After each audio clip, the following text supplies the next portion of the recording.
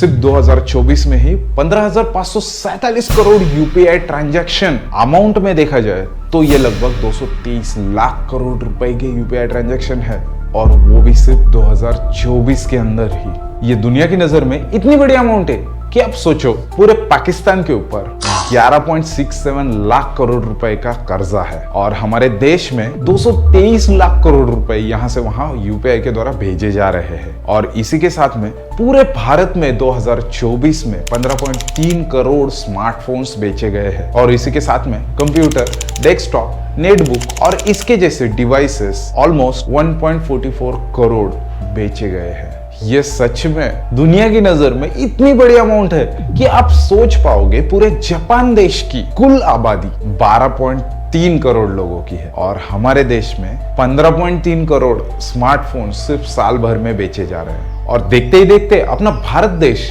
दुनिया के सबसे बड़े स्मार्टफोन बाजारों में से एक बन गया। सच में ये बहुत बड़ी बात है। इतने सारे लोग इतने बड़े पैमाने पे मोबाइल और कंप्यूटर का इस्तेमाल कर रहे हैं। इसका सीधा सा मतलब है कि हम सब लोगों को मोबाइल और कंप्यूटर अच्छी तरह से चलाना आता है। इसमें क्या अच्छा है क्या बुरा है, इसके बारे में पूरी जानकारी है। अगर आपको अनजाने नंबरों से पुलिस, सीबीआई, कस्टम या जज के वीडियो कॉल आते हैं तो डरें। ये कॉलर ट्यून हमें क्यों सुनाई दे रही है? इस वीडियो के अंदर आप इतनी शॉकिंग इंफॉर्मेशन जानने वाले हो जो इससे पहले आपने कभी सोची भी नहीं होगी। इस वीडियो के द्वारा अपने चैनल पे पहली बार आए हो तो चैनल को सब्सक्राइब करना मत भूलिए।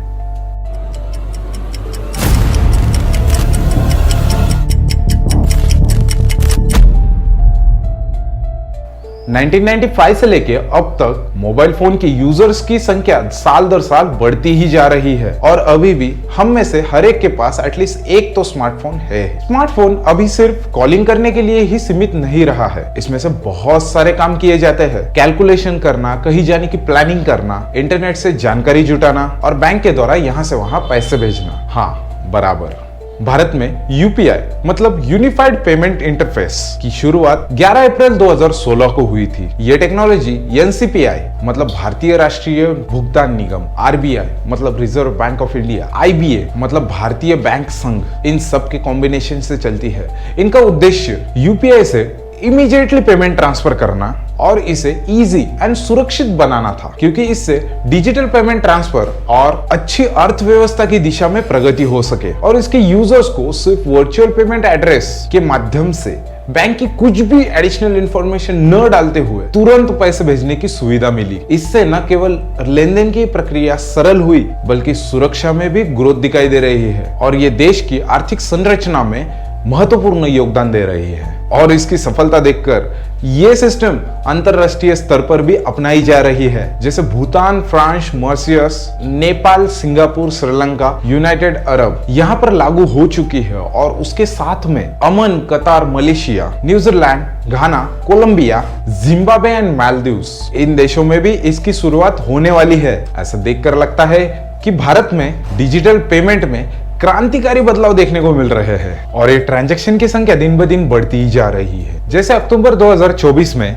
1658 करोड़ ट्रांजैक्शन हुए थे, जो अक्टूबर 2023 की तुलना में 45% ज्यादा है, और इसी वजह से अपनी जीडीपी में भी कुछ बदलाव देखने को मिल रहे हैं। और इस यूपीआई की खासियत ये है कि सुविधा और सरलता। ये सिर्फ बैंक को लिंक मोबाइल नंबर से एप्लीकेशन द्वारा पैसे भेजने का एक मीडियम है। जैसे ट्रांजैक्शन करते हुए बहुत ज्यादा बैंक की डिटेल डालने की जरूरत नहीं पड़ती है। 24/7 ट्रेडिशनल बैंक टाइम के विपरीत ये सर्विस हफ्तों के 7 दिन और दिन के 24 घंटे अवेलेबल रहती है। रियल टाइम लेनदेन, एक यूजर ने दूसरे यूजर को जब पैसे भेजे इमीडिएटली उसी समय वो पैसा पहले बैंक से कट के दूसरे बैंक में चला जाता है। कम लागत, या फिर हम ये कह सकते हैं कि हमें ये ट्रांजैक्शन करने के लिए कुछ भी एडिशनल चार्जेस देने की जरूरत नहीं पड़ती है। सुरक्षा, ये पैसे भेजते समय इंक्रिप्शन टेक्नोलॉजी का यूज करता है, इसी वजह से पैसे भेजने वाले की जानकारी सुरक्षित रहती है। लेकिन सितंबर 2024 में महाराष्ट्र के नागपुर शहर के 51 वर्षीय अक्षय बहकर, जो इंदिरा गांधी मेडिकल कॉलेज में फार्मासिस्ट की नौकरी कर रहे थे। 3 सितंबर की शाम को उन्होंने गणेशपेट इलाके में होटल राजधानी में चेक इन किया। होटल स्टाफ के अनुसार जब से उन्होंने चेक इन किया तब से वो अपने रूम से बाहर ही नहीं निकले। 2 दिनों तक कोई भी गतिविधि न होने के कारण होटल स्टाफ ने दूसरी चाबी का यूज करते हुए वो दरवाजा खोल दिया। तब उन्होंने देखा कि अक्षय बहकर बेहोशी की हालत में जमीन पर पड़े हुए थे। उन्होंने उनको तुरंत अस्पताल लेके गए, जहां पर पहुंचते ही डॉक्टर ने उन्हें मृत घोषित कर दिया। पुलिस को संदेह है कि अक्षय बहकर ने कोई जहरीले पदार्थ का सेवन कर लिया था। तो क्या हुआ था उनके साथ, चलिए जानते हैं।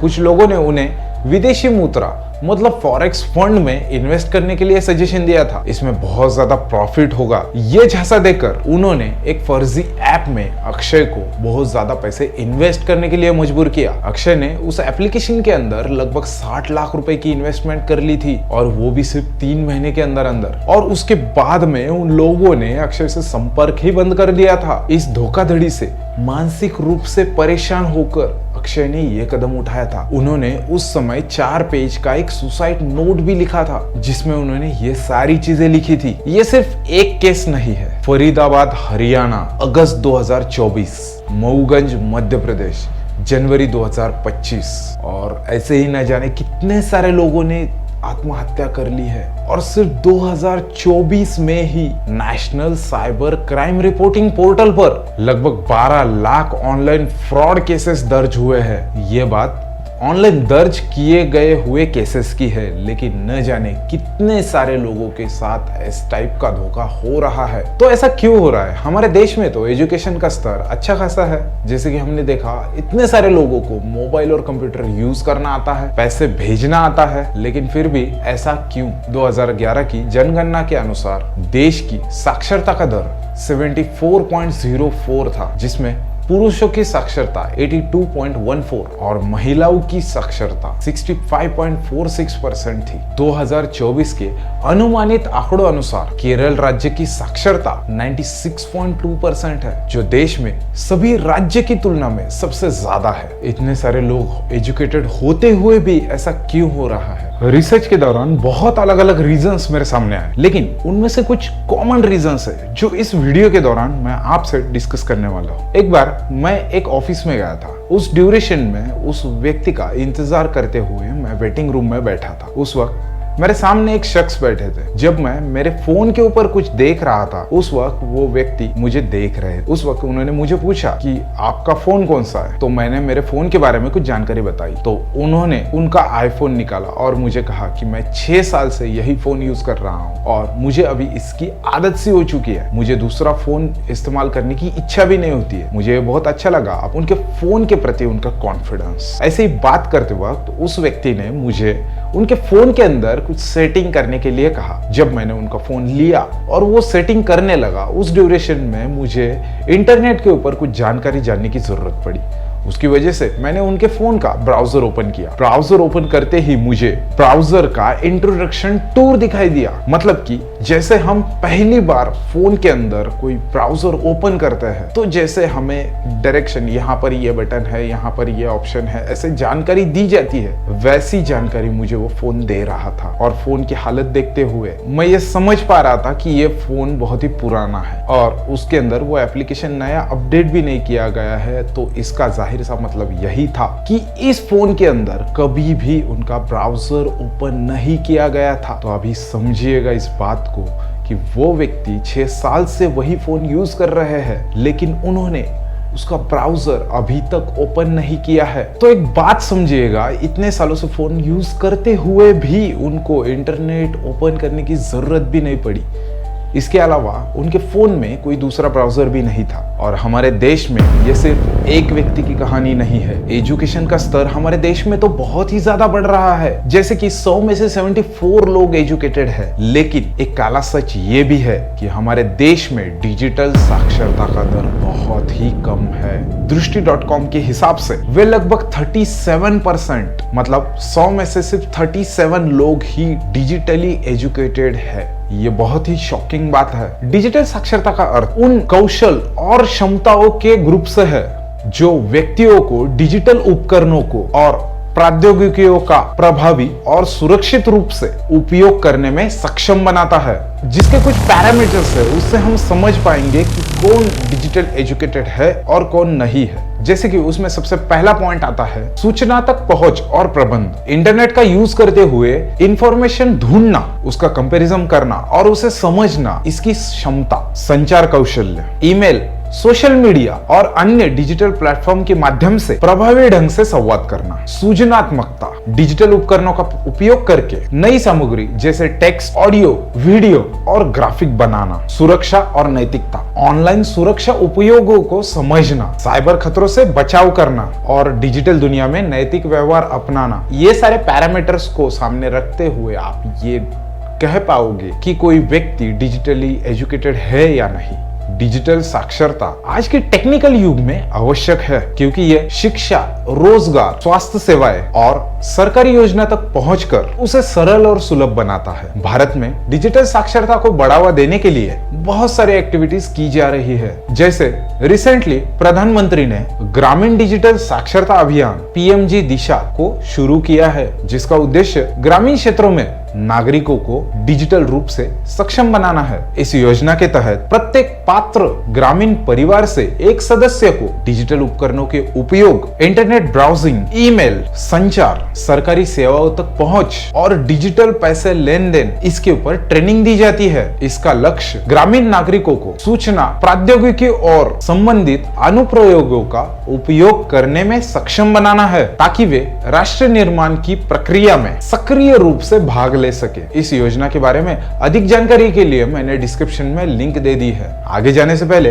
एक बात बताना चाहूंगा, इस प्रकार के वीडियो बनाने के लिए हमें बहुत सारी रिसर्च करनी होती है। उसके बाद में आती है स्क्रिप्टिंग, शूटिंग और बाद में एडिटिंग, तब जाके एक फाइनल वीडियो रेडी होता है। इसमें बहुत सारा समय लगता है और इसके लिए हमारी टीम दिन रात मेहनत करती है। लेकिन अक्सर ऐसा देखा जा रहा है कि हमारे वीडियोस तो बहुत सारे लोग देख रहे हैं, लेकिन उस कंपैरेटिवली चैनल को सब्सक्राइब बहुत ही कम लोग कर रहे हैं। आपके सब्सक्राइब बटन दबाने से आपका तो कुछ जाने वाला नहीं है, लेकिन हमें उससे बहुत ज्यादा मोटिवेशन मिलता है। इसी वजह से हम ऐसे अलग अलग नए इंटरेस्टिंग टॉपिक के ऊपर वीडियो बना पाते हैं और आपके सामने प्रेजेंट कर पाते हैं। तो प्लीज, आपने अभी भी हमारे चैनल को सब्सक्राइब नहीं किया है तो अभी के अभी वीडियो पॉज करके प्लीज चैनल को सब्सक्राइब कर लीजिएगा। ये आपके लिए तो फ्री है, लेकिन हमें बहुत ज्यादा मोटिवेशन मिलता है। तो चलो फिर से आते हैं हमारे टॉपिक की ओर। ऑनलाइन फ्रॉड होने का कारण सिर्फ डिजिटल लिटरेसी ही नहीं है। जो लोग पूरी तरह से एजुकेटेड है, उनके साथ भी कई अलग अलग प्रकार के फ्रॉड किए जा रहे हैं। जैसे हमने अभी अक्षय के साथ हुए वाले फ्रॉड के बारे में जानकारी ली थी। अक्षय तो पूरी तरह से एजुकेटेड थे, वो एक अस्पताल में काम भी कर रहे थे। उनके केस में उन्हें फाइनेंशियल प्रॉफिट का लालच देकर उनके साथ फ्रॉड किया गया था। इसमें ज्यादातर मल्टी लेवल मार्केटिंग कंपनियां शामिल होती है। हाँ जी, गुड मॉर्निंग। एक ऐसी स्कीम जिसके अंदर पैसे लगाओ और अपने दोस्तों को भी पैसे लगाने के लिए बोलो। आपके दोस्त लोग जो पैसे लगाएंगे उसमें से कुछ कमीशन आपको मिलेगा। लेवल सबके निकलेंगे। ये मल्टी लेवल मार्केटिंग मॉडल हमारे देश में बहुत जोरों शोरों से चालू है। इसके ऊपर सरकार ने बहुत सख्त कदम उठाए हैं, लेकिन फिर भी कुछ लोग पैसे के लालच में आकर अभी भी ये काम कर रहे हैं। लेवल सबके निकलेंगे।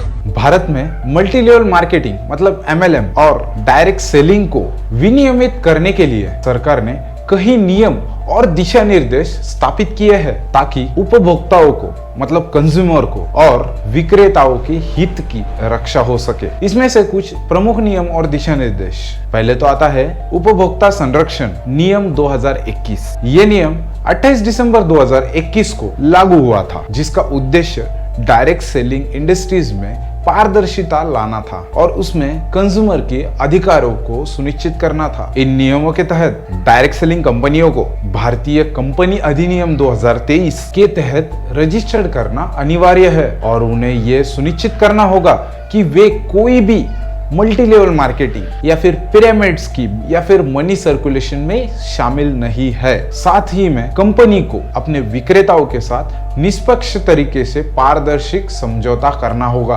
और उपभोक्ताओं के लिए मतलब कंज्यूमर के लिए एक शिकायत निवारण तंत्र की स्थापना करनी होगी। क्या सर आपका नेटवर्क मार्केटिंग में आए तो पैसा लगा क्या यहाँ पे?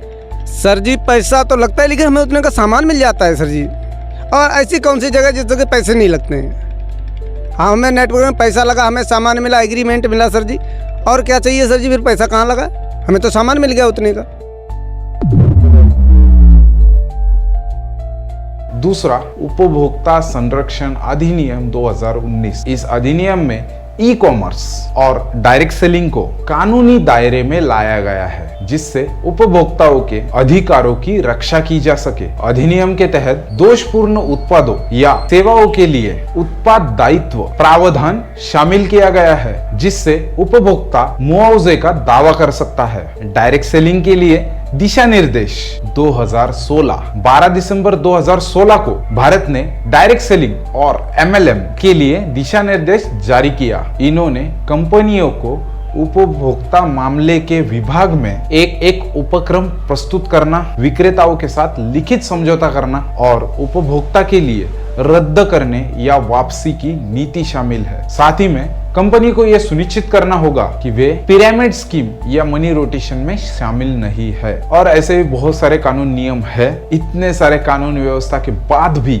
इस टाइप के वेबसाइट हर रोज बनती है और अभी भी इंटरनेट के ऊपर ऐसे हजारों वेबसाइट्स अवेलेबल है जो इस टाइप की पिरामिड स्कीम के ऊपर काम करते हैं। आप में से भी बहुत सारे लोग इस टाइप के स्कीम में शामिल होंगे या फिर आपके फ्रेंड और फैमिली में से कोई इस टाइप के स्कीम में जुड़ा हुआ होगा। पापा ने एक बात बोली कि बेटा हमने दुनिया देखी है। क्या हमने दुनिया देखी है? मैंने पापा से एक बात बोली कि पापा यही तो आपने गलती करी है, क्योंकि 90% लोग इस दुनिया को देखने आते हैं और 10% लोग इस दुनिया को दिखाने आते हैं। मैं दुनिया को देखने नहीं, दुनिया को दिखाने आया हूँ। मेरे रिश्तेदार, मेरे अड़ोसी, मेरे पड़ोसी सब लोगों ने मुझे रिजेक्ट कर दिया। बट माय डियर फ्रेंड, एक बात पता थी कि अगर जिंदगी में कुछ बड़ा इंसान बनना है ना, तो मैं जॉब से बन नहीं सकता। मेरे पास एक ऑप्शन है, वो है वेस्टी। एक एग्जांपल से मैं आपको बताता हूँ। सर, कौन सा साबुन यूज करते हो? अभी तो वेस्टीज का करो, उससे पहले डव या कोई भी अदर साबुन। एक साबुन आप यूज करते हो, मैं भी यूज करता हूँ। आपका साबुन भी नाली में जाता है, मेरा भी नाली में जाता है। आप भी अच्छी क्वालिटी का करते हो, मैं भी अच्छी क्वालिटी का करता हूँ। आपका भी झाग बनाता है, मेरा भी झाग बनाता है। क्या आपके साबुन आपके पास सेसल लेकर आता है, लेकिन मेरा साबुन तेगनाथ जकी के लेकर आता है। कौन सा लीक करना बता। बात की गहराई को समझो। कई लोग अपनी उम्र भर की जमा पूंजी इस टाइप के स्कीम में इन्वेस्ट कर देते हैं। कई महिलाएं तो अपना मंगलसूत्र बेचकर पैसे इस टाइप के स्कीम में इन्वेस्ट करती है, पैसा बढ़ने के चक्कर में। लेकिन इसमें सिर्फ और सिर्फ नुकसान ही होता है और इसी वजह से उनको सिर्फ और सिर्फ धोखा ही मिलता है। एक कारण तो ये हो गया, लेकिन कभी कभी सुशिक्षित लोग भी ऑनलाइन फ्रॉड के चक्कर में आ जाते हैं। जैसे मैं एक किस्सा सुनाना चाहूंगा। मेरे ऑफिस में काम करने वाली एक लड़की थी जिसने उसका एक प्रोडक्ट बेचने के लिए OLX के ऊपर लिस्ट किया था। 2 दिनों के अंदर उसको एक कॉल आता है। वो व्यक्ति कहता है कि मैं इंडियन आर्मी से हूं और मैं आपका प्रोडक्ट खरीदना चाहता हूं। आप अभी ये प्रोडक्ट किसी को भी मत बेचिएगा, मैं आपको पूरे पैसे भेज देता हूं और आप मुझे वो प्रोडक्ट कुरियर कर दीजिएगा मेरे बताए गए हुए एड्रेस के ऊपर। तो मेरे ऑफिस के कलीग को लगा कि हम ऐसा ही करते हैं, पैसे लेके हम कुरियर कर देते हैं। तो उस व्यक्ति ने मेरे दोस्त को एक QR कोड भेजा और वो व्यक्ति कहने लगा कि इसे स्कैन करो, आपको आपके पैसे मिल जाएंगे। जब मेरी कलीग उस QR कोड को स्कैन करने लगी, तब मैंने उसकी स्क्रीन के ऊपर देखा और मैंने उसे पूछा कि तुम अभी क्या कर रहे हो, तुम पैसे भेज रहे हो या फिर पैसे ले रहे हो? तो उसने कहा कि मैं पैसे ले रही हूँ। तो मैंने उसे अच्छी तरह से समझाया, ये तरीका पैसे लेने का नहीं है, तो पैसे भेजने का है। आप भी एक बात अच्छी तरह से समझ लीजिएगा, इस टाइप की अगर स्क्रीन आपको मोबाइल के ऊपर दिख रही है तो आप पैसे भेज रहे हो और QR कोड दिखा रहे हो तो पैसे ले रहे हो। तब जाके मेरे कलीग को ये समझ में आया कि उसके साथ ये तो फ्रॉड हो रहा था। बाद में उस व्यक्ति से बात करने पे ये पता चला कि वो पूरी तरह से स्कैम कॉल था। इस प्रकार के फ्रॉड से लोगों को ठगा जाए। इस OLX स्कैम के ऊपर बहुत सारी इंफॉर्मेशन आपको इंटरनेट के ऊपर मिल जाएगी। बेसिकली कुछ पैमाने पर ये सारे फ्रॉड बंद हो चुके हैं, क्योंकि एक रिसेंटली अपडेट के अनुसार यूपीआई से अगर हमारे फोन से अगर हम फोटो स्कैन करके या फिर क्यूआर कोड स्कैन करके पैसे भेजते हैं तो वो सिर्फ 2000 रुपए ज्यादा से ज्यादा भेज पाते हैं। उसके अलावा अगर अमाउंट भेजनी होती है तो वो हम नहीं कर पाते हैं। तो ये एक सेफ्टी फीचर यूपीआई ने लॉन्च किया है, लेकिन आप भी सतर्क रहिए जब आप इस टाइप की स्क्रीन के ऊपर देख रहे हो तो पैसे भेज रहे हो। ये बात अपने फ्रेंड्स और फैमिली में भी बता दीजिएगा। इस प्रकार के बहुत सारे अलग अलग फ्रॉड अभी मार्केट में चालू है। अगर आपके साथ भी कोई ऐसा अलग फ्रॉड हुआ है तो हमें कमेंट में उसे विस्तार में बताएं। इससे लोगों के साथ अगर ऐसा फ्रॉड होगा तो उसे बचा जा सकता है। और आपके साथ अभी तक ऐसा कुछ भी फ्रॉड नहीं हुआ है तो कमेंट बॉक्स में प्लीज चेक कीजिएगा कि किस टाइप के फ्रॉड अभी मार्केट में चालू है। भारत में साइबर फ्रॉड, डिजिटल धोखाधड़ी के बढ़ते घटनाओं के मद्देनजर केंद्र सरकार ने 9 दिसंबर 2024 से एक महत्वपूर्ण पहल की शुरुआत कर दी। इस पहल के तहत गृह मंत्रालय की नोडल एजेंसी और Indian cyber crime coordination centre ने सभी टेलीकॉम कंपनियों को निर्देश दिया कि वे अपने नेटवर्क पर साइबर अपराध और धोखाधड़ी से बचाव के लिए कॉलर ट्यून और प्री कॉलर ट्यून की शुरुआत कर दे। इसका उद्देश्य नागरिकों को साइबर सुरक्षा के प्रति जागरूक करना है और उन्हें स्वाभाविक खतरे से सतर्क करना है। कॉलर ट्यून अभियान के मुख्य बिंदु कुछ इस प्रकार है। इसकी शुरुआत दिसंबर 2024 से शुरू कर दी गई थी। अभियान की अवधि 3 महीने तय कर दी गई थी, जिसमें साप्ताहिक आधार पर संदेश प्रसारित किए जाएंगे। उपयोगकर्ता को दिन भर में 8 से 10 बार ये कॉलर ट्यून सुनाई देगी। इन कॉलर ट्यून संदेशों में नागरिकों को सतर्क किया जाता है कि यदि कोई व्यक्ति पुलिस अधिकारी या न्यायाधीश बनकर फोन करता है तो तुरंत ही उसके बातों पर विश्वास न करे और सतर्क रहे। इस वीडियो के अंदर जो भी मैंने जानकारी बताई है उसके रिलेटेड लिंक्स आपको डिस्क्रिप्शन में मिल जाएंगे। आप खुद जाके क्रॉस चेक कर सकते हो। इस वीडियो का उद्देश्य डिजिटल अवेयरनेस करना ही है। मुझे अच्छी तरह से मालूम है इस वीडियो से साइबर अपराध बंद नहीं होने वाले हैं, लेकिन आपके साथ होने वाला धोखा बचा जा सकता है। जाते जाते एक बात बताना चाहूंगा, जैसे डिजिटल लिटरेसी का रेट इतना कम है तो इसमें से कई लोग अपने घर से ही है, उनमें अपने माता पिता भी शामिल हो सकते हैं। तो अपनी एक ड्यूटी बनती है कि जैसे उन्होंने हमें चलना सिखाया है, पढ़ना सिखाया है, बात करना सिखाया है, उसी तरह से न हिचकते हुए न शर्माते हुए अपने माता पिता को डिजिटली अवेयर कीजिए और इम्पोर्टेंट फीचर्स मोबाइल के अंदर के उन्हें डिटेल में समझाइए। इसमें आप हर रोज का 1-2 घंटा दे सकते हो और ये हम सब ने किया तो हमारे देश का साक्षरता का दर 25% से बढ़ सकता है। तो ये चीजें आपके हाथ में है। ये वीडियो ज्यादा से ज्यादा लोगों को शेयर कीजिए क्योंकि उन्हें भी डिजिटल लिटरेसी के बारे में इंफॉर्मेशन मिल जाए। डिजिटल लिटरेसी के बारे में आपका अगर कुछ सुझाव है तो प्लीज हमें कमेंट करके बताइए। वीडियो पसंद आया तो लाइक कीजिए। अभी भी आपने अगर सब्सक्राइब नहीं किया है तो जल्दी नीचे दिए गए बटन के ऊपर क्लिक करके सब्सक्राइब कर ले। धन्यवाद।